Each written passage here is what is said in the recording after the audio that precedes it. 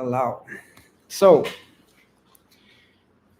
today we're gonna talk about how shutter speed.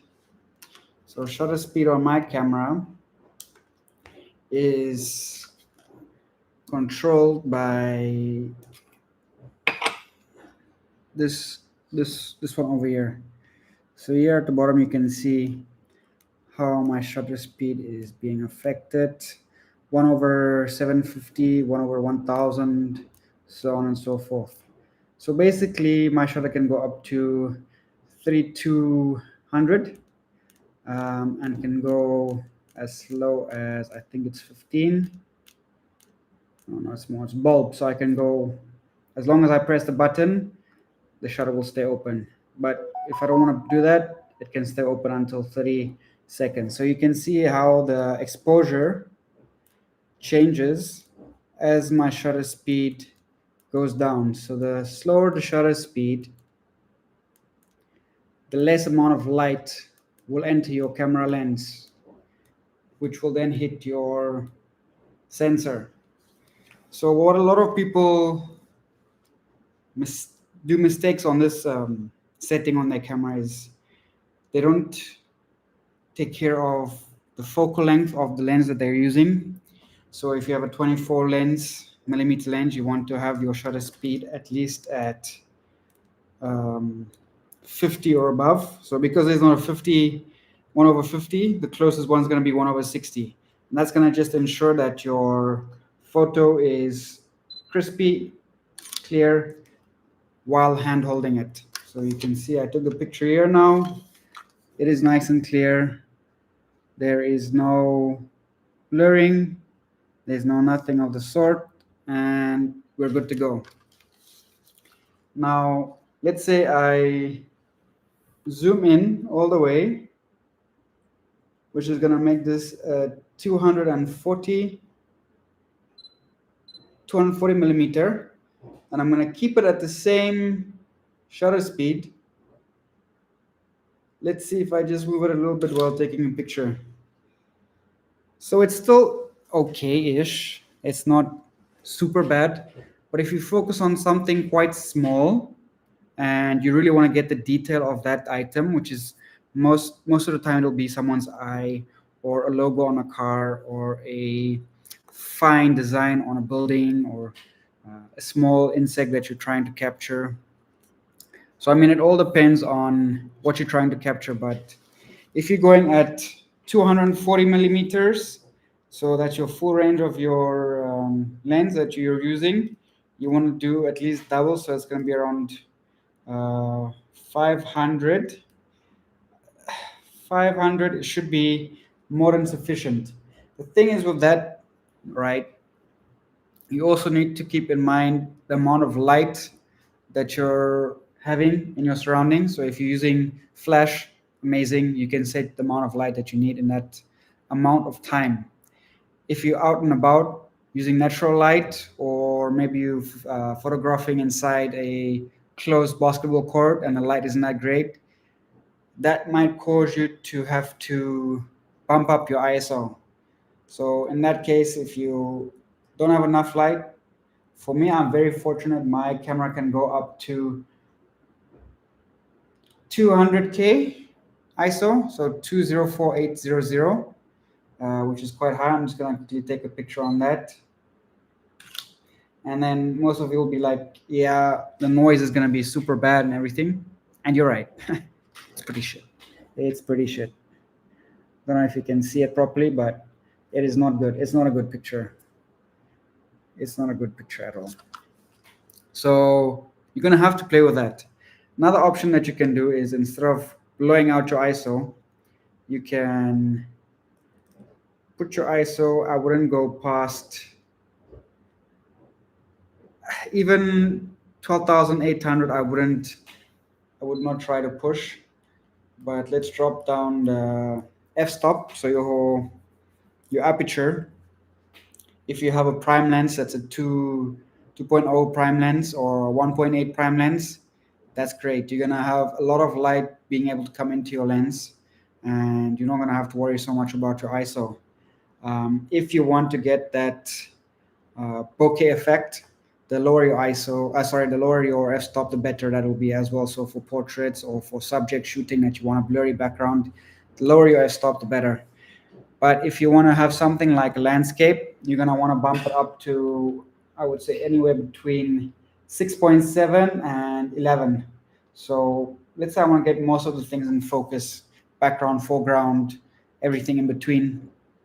You want to bump up your f-stop.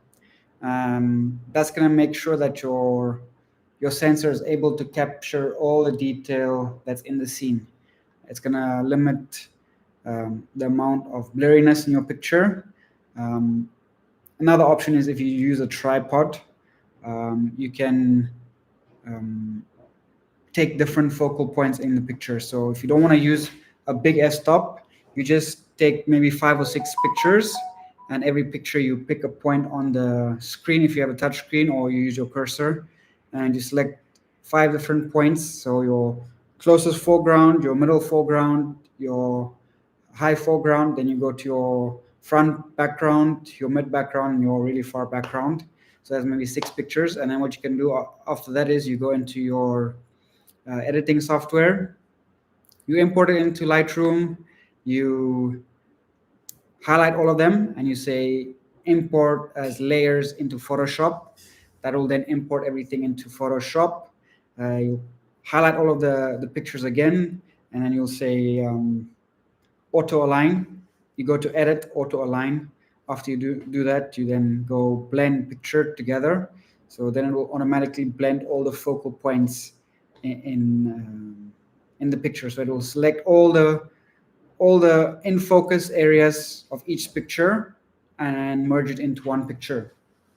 So you'll have a super sharp, super detailed image with everything in focus. That's very useful for landscape photography.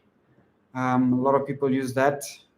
But again, if you don't want to play around with post-production and editing software to get a sharp landscape picture, you're just going to you're going to close your f-stop. So the bigger the number, the smaller the hole of your aperture. Just remember that. So it's opposites. ISO, you can go and research your camera's specific ISOs. So you have a lot of points of ISO available on your camera, but every maybe 10 stops or every 9 stops or every 8 stops, it's different for every camera. There will be a peak where you'll have the brightest possible picture with the least amount of noise. And every camera has around 2, maximum 3 peak points where you can go up to. So I know for my camera, if I want to use the ISO to brighten up my picture, I can go obviously base is 100. That's ideal for ideal lighting, limits the amount of noise exponentially. Then the next one that I can use is 640, which is a good number for me to not have too much noise going into my photo. Then after that, I have 3200, which is a good number for me as well on the Sony A9. And then last but not least, it will be the 16000. So 160,000, right? So just go look at your camera specs and just go Google it, peak ISO chart for your camera model, and that will show you what's the best point of ISO to use when trying to allow some more light into your camera.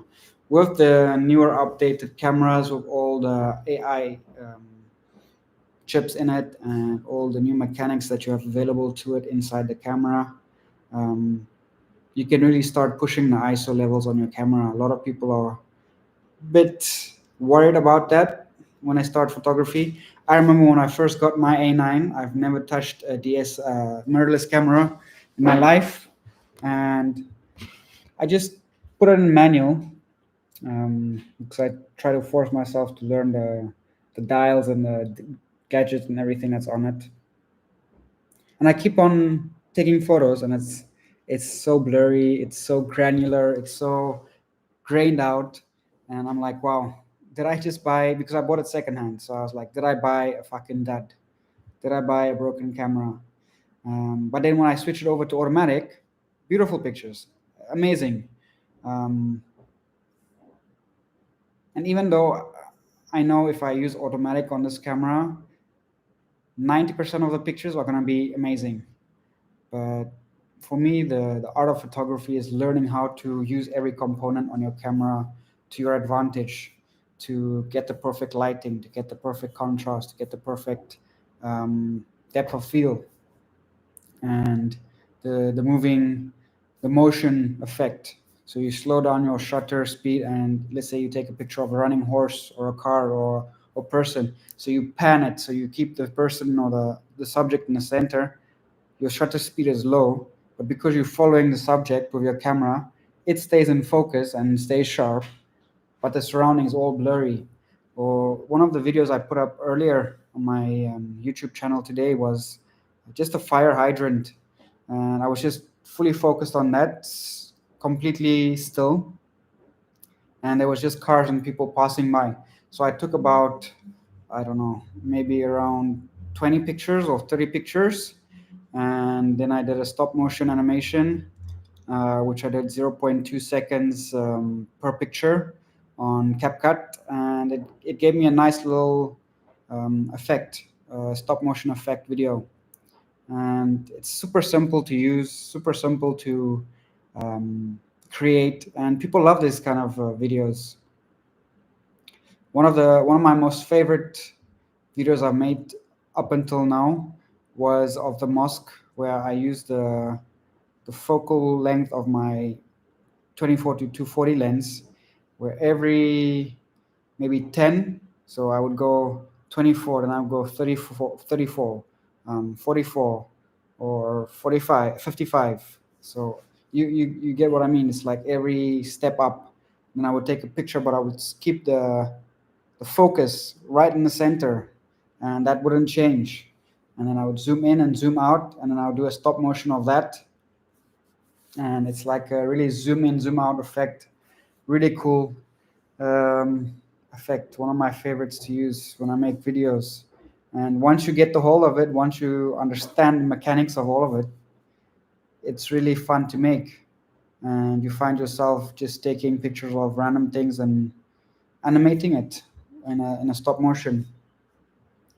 Right now, I just got into Philippines. I've been here. Today's 1 month exactly today that I've arrived in Philippines, and today was basically the first day I could really sit down, edit photos, edit videos, post on my Instagram. I think I posted 12 pictures and videos on my Instagram today alone. On YouTube, I posted I think 4 or 5 YouTube shorts and one video that I edited last night. Um, but yeah, stay tuned. There's a lot of things upcoming. I have a lot of content that's been sitting on my hard drives from my drone, um, that I haven't had the time to edit yet. So a lot of things kind of come out of South Africa, the Western Cape, with my drone. A lot of things kind of come out from Malaysia. I stayed there for just over 3 years, so a lot of content there that I haven't had the chance to edit yet. But yeah, super excited. So just quickly to do a run back because it's gotten out of hand. We went fully off topic, but that's what the nice thing is about this playlist. This is my vlog. This is my experience going from beginner to where I want to be eventually as a pro photographer, and just sit down and discuss all the mechanics and all the things that are involved in this journey. But yeah, let's quickly backtrack. Blurry pictures. Main reason why most people have blurry pictures is because of their shutter speed, and they try and keep their shutter speed low to compensate for not having to bump up the ISO. um, I was one of those people where I was like, fuck, I don't wanna push the ISO, I don't wanna have a blurry picture, I don't want to have a grainy picture. um, so I was always slow shutter speed, and then I would look at the picture afterwards and like, why is it blurry, why is it why are the edges not sharp and why is the detail not sharp. So if that's something you struggle with, you might want to go to um, aperture priority or shutter speed. Is it shutter speed priority? But that's one of the settings that you can go on the S setting and the A setting, and then another setting is program. So it's kind of the automatically adjust your ISO and your shutter speed. Whereas if you're on S, it automatically adjusts your shutter speed. If you're on A, it automatically adjusts your aperture. Um, but yeah, don't be scared to play around with your camera, the different settings on there. One other feature that I love on this camera is the S&Q. So that's slow motion and quick motion videos. And this camera can go up to 100 frames per second. So it's really awesome and can get really nice videos and effects from that as well. I love the video quality on this camera as well, outstanding, truly amazing. And people that say, yeah, but I can do it on my iPhone and this and that, just the amount of um, flexibility you have when it comes to the cropping of the video post production. So most of my reels, most of my shorts, I do from landscape videos, which I crop into a 19 by 6 video for my TikTok or for my Instagram, and the quality does not disappoint. It is as sharp as it can be, 4K, no issue, and that's the beauty of having a mirrorless camera that's top of the range. Obviously, I purchased mine second hand. I didn't want to spend on a new A9 Mark II or A9 Mark III because it's just completely out of my budget. But yeah, those are the cameras I dream to have one day. Another one that I really want to get is the Sony A7R4. I saw one on Instagram today, actually secondhand, and it's only 4,000 ringgit. It's a great price. If you want to get into photography, don't buy a new camera. Buy a better camera, secondhand, low shutter count, and practice on that. You're gonna be more familiarized with a more high standard professional camera than working with an APC. APC cameras are amazing, but if you really want to get into photography, wildlife photography, nature photography, sport photography, portrait photography, and you really want to build yourself up to making it alive, I would say, and I know it's coming from someone that hasn't achieved it themselves yet, but I'm a forward thinker, and that's why I bought the A9. Buy a secondhand,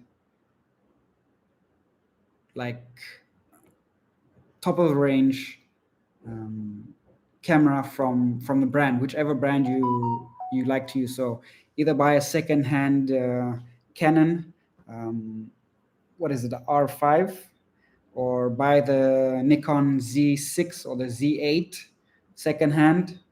Buy the Sony Alpha 1 secondhand if you can. That would be amazing. A9 or A7 4. All of these cameras are outstanding.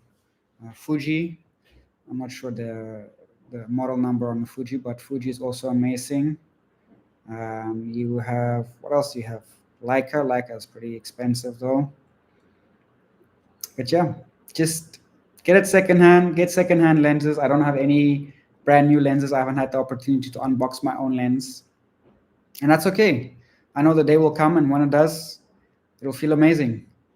But let's not go over 20 minutes, so I'm going to cut it short for today. Thank you for watching, and I'll be posting this video on my feed for you all to watch later on again. All right. Thank you. Good night, and see you around.